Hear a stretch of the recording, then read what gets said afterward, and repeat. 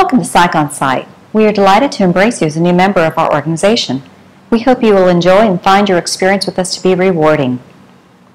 Psych on Site is committed to providing quality professional care to patients of nursing homes and long-term care facilities through programs designed to effectively integrate mental health care services.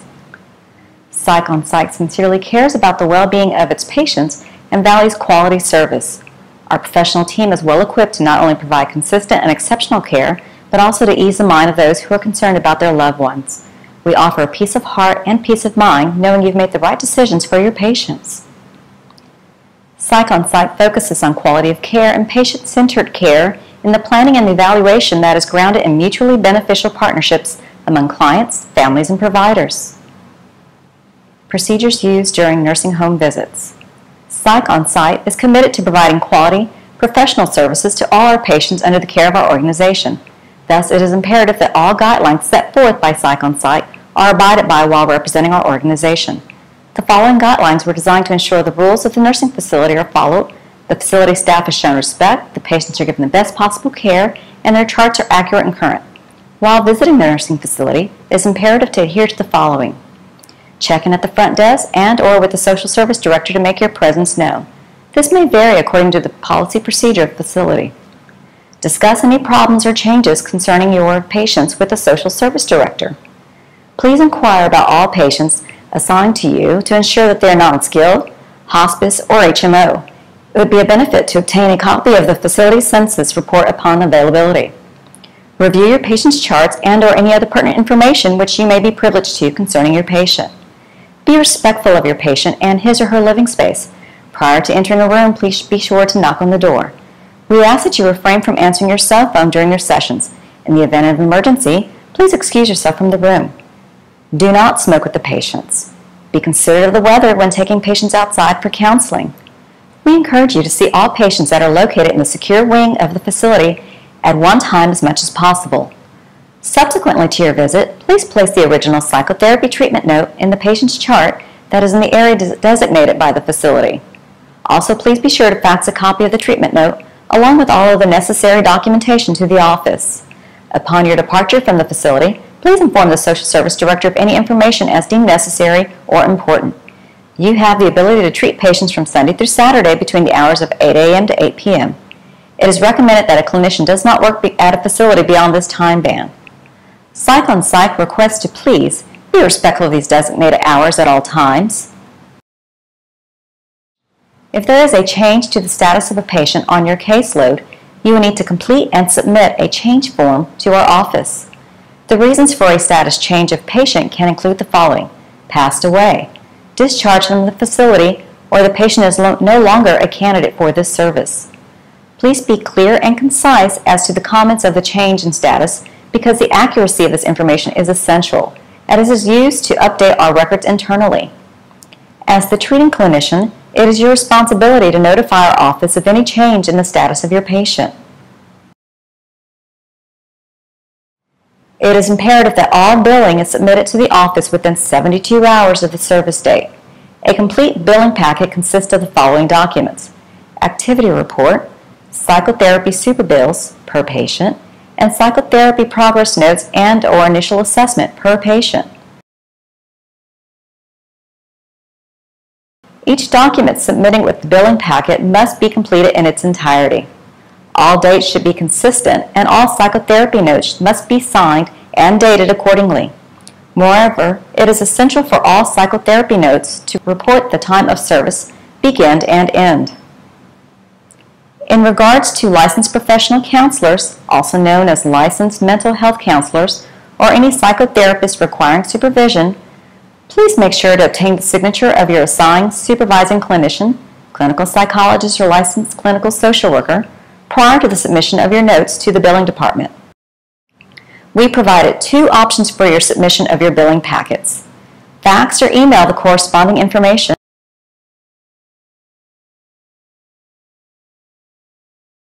It is imperative that you verify the status of your patients with the facility's social services department on a consistent basis, preferably weekly.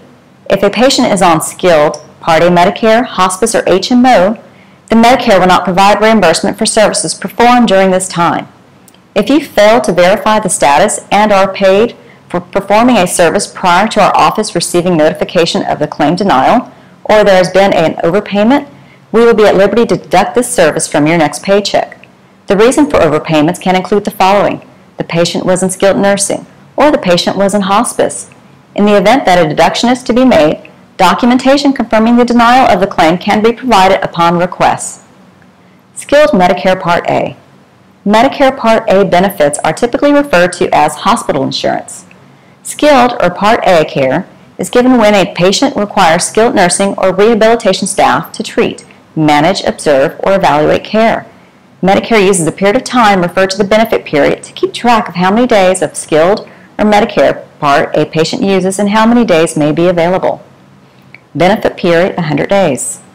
A benefit period begins on the day a patient begins using hospital or skilled nursing facility benefits under Part A of Medicare. Generally, a patient goes on skilled after a hospital visit, and patients on skilled can get up to 100 days of S&F coverage in a benefit period. Thus, it is imperative that you obtain prospective date that your patient's skilled or Part A coverage is set to end. Hospice. Hospice is a program of care and support for people who are terminally ill. Under Medicare Part B, providing a clinician is not reimbursed for performing services to treat while on hospice. Thus, it is important that you discontinue treating any patient on hospice immediately upon notice. HMO. A HMO is a type of health insurance plan that usually limits coverage and generally will not cover out-of-network care. Psych on Psych does not accept patients enrolled in an HMO. Thus, if a patient on your caseload is enrolled in this type of insurance plan, it is imperative that you discontinue treating him or her immediately upon notice. Pro bono services. Pro bono services are generally available for patients that have insurance that is not billable by Psych on Psych. It is imperative that all pro bono patients are treated only once per week under the 16-minute billing code procedure. Our organization will not bill or be paid for these services. However, we will reimburse you as long as the service is provided only once per week. Typically, Psych on Psych will allow pro bono services for only a limited number of patients per facility unless our Director of Operations provides approval to do otherwise. Initial Assessment Section 1. An initial assessment must be conducted before any treatment begins with a patient. It is recommended that a clinician gradually build on case conceptualization in the notes section and describe the client's baseline in a few sentences or words. For example, under general background, it would be helpful to briefly elaborate on reasons for referral. Example, what are presenting symptoms? How long has the client been experiencing these symptoms?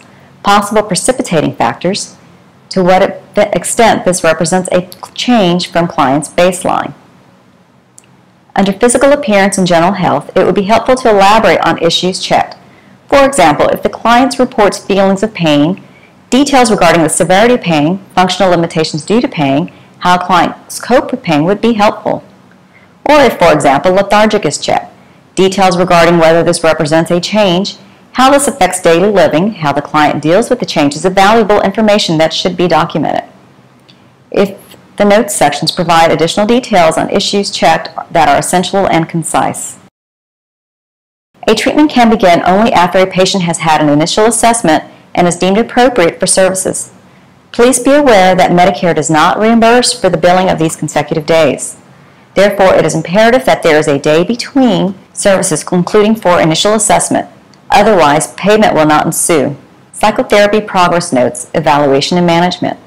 You will utilize the Psychotherapy Progress Notes for treating the patients on your caseload. It is important that all treatment notes are written legibly and without any whiteout. All treatment notes must begin with a 10-point scale rating on the patient's self-perceived mood status, not only for the suicidal patients. It is necessary that you address your objective for each patient and or emotional concern of the session, and that you document what took place during each treatment session. For instance, please note if the treatment session consisted of discussion only, inspirational reading, current events, teaching a game, etc. The note that you provide should be essential, state measurable goals, and frequency of events. Treatment plan reviews. All patients are to be seen contingent on their treatment plans, which are generally devised at the time of the initial assessment. For instance, if a patient's treatment plan requires for a patient to be seen twice per week, then it is imperative that the patient is seen twice per week so that we remain compliant. If for any reason you have to deviate from the treatment plan, please document your explanation for doing so. Also inform the office in advance of your inability to see your patient as consistently as required by his or her treatment plan. Treatment plan reviews are to be updated every 90 days. In order to reassess the patients, you will use the treatment plan review and update form and the psychotherapy progress note. The treatment plan review is time-based. Therefore, the correct billing code is dependent upon the time that you spend performing the reassessment. For instance, if you spend 45 minutes performing the reassessment, then the appropriate code to bill would be CPT code 90834. The treatment confirmation report allows us to track your activity and keep an accurate account of all patients being treated by our organization. Please submit your treatment confirmation reports to the office via email or via fax. Treatment confirmation reports are due for the previous work week every Monday by noon Central Standard Time. It is imperative that this document is completed accurately and in its entirety. And for any particular reason you are not able to see a patient, then the cause is to be noted on this report. Quality care meetings. Each month you are required to meet with the facility staff regarding the patients on your caseload. This meeting can be face-to-face, through a teleconference, or set up in conjunction with the care plan meetings held at the facility. These meetings will be referred to as quality care meetings. This meeting will allow you to discuss the patients on your caseload as well as answer any questions the facility staff may have. The facility staff can include the social service director, administrator, or director of nursing. It is to your advantage to discuss all of your patients on your caseload at this meeting. In the event you don't discuss all of your patients, you will be required to treat that patient after the meeting. Also, you must record your discussion in the treatment notes regarding your patient and bill under the procedure code for family without patient. This is not a code of time. Lastly, the expectation to treat patients under the treatment plan is not reduced when the quality care meetings occur. Psych on Psych primarily bills Medicare. You will be notified of the patients assigned to you whose only source of billable insurance by Psych on Psych is Medicaid. Each state listed below has a specific number of therapy sessions for Medicaid patients in a calendar year. Our office will keep track of the number of visits each Medicaid patient has received from you in order to request additional therapy sessions. New patient referrals. It is recommended that interviews, evaluations, and therapy sessions are conducted only with those clients assigned to you by Psych on Psych. If you're requested to see a client who is not on the caseload assigned to you, please contact Psych on Psych immediately for prior approval. If the referral is an emergency, please contact Psych on Psych immediately to discuss details and procedures required.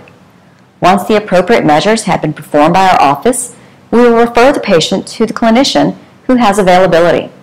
Under no circumstance should a clinician obtain a new referral without first communicating with our office.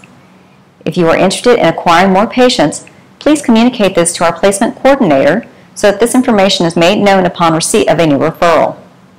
Refusals.